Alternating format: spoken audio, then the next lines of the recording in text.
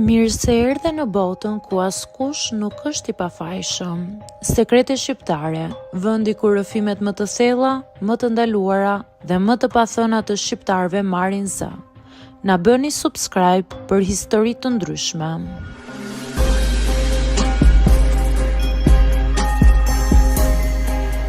Jam milioner. Këtë fjalë njerëzit e thonë me një frymë që përzihet me zili, kureshtje dhe fantazi.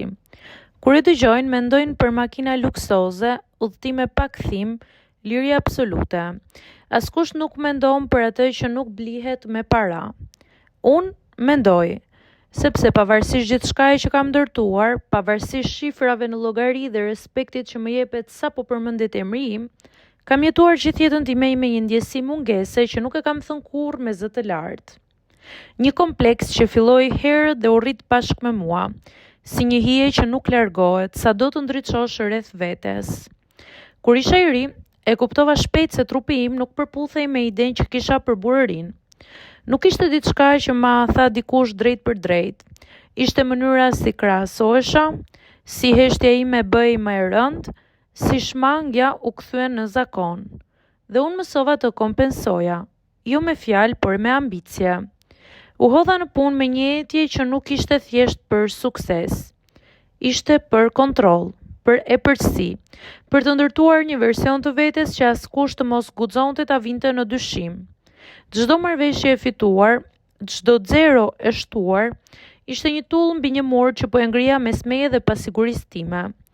Parat më dhan pushtet, më dhan zë, më dhan hyrje në dhoma ku dikur nuk do të më kishin ftuar, por nuk më dhan qetësinë. Në marrëdhënie gjithmonë kam qenë i kujdesshëm, i vëmendshëm, ndonjëherë tepër bujar. Jo sepse jam romantik i madh, por sepse brenda meje kishte gjithmonë frikë. Frika se mos zbulohem, frika se mos vlerësohem për diçka që nuk mund ta ndryshoj. Dhe kjo frikë më bëri her pas here të ndihem i vogël, edhe kur bota më shihte të madh.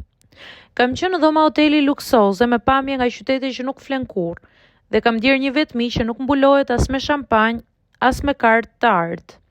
Sepse, kur mbetesh vetëm me vete, nuk ka status që të shpëton nga mendimet. Ironia është se sa më i suksesshëm u bëra, aq më i madh u bë edhe presioni. Njerëzit prisnin nga unë një lloj sigurie absolute, një burr që i ka të gjitha, dhe unë e luajta atë rol me përpikmëri, por çdo rol i luajtur për shumë gjatë të lodh. Sot jam në një moshë ku e kuptoj se problemi im nuk ishte trupi, ishte mënyra si e lash atë të përcaktoj vlerën time, si e lash një pasiguri të vogël të drejtoj zgjedhje të mëdha, si e përdora pasurinë si mburoj dhe jo si mjet. Nuk jam këtu për t'u ankuar, jam për të thënë një të vërtetë që nuk përputhet me mitin. Parat nuk të bëjnë të plot. Ato vetëm të bëjnë të dukshëm dhe faktin që ti e ke shmangur të përballesh. Jam milioner, e vërtet, por jam njeri. Mu deshën dekada për ta kuptuar se vetbesimi nuk matet me shifra, as në bank dhe as në pasqyrë.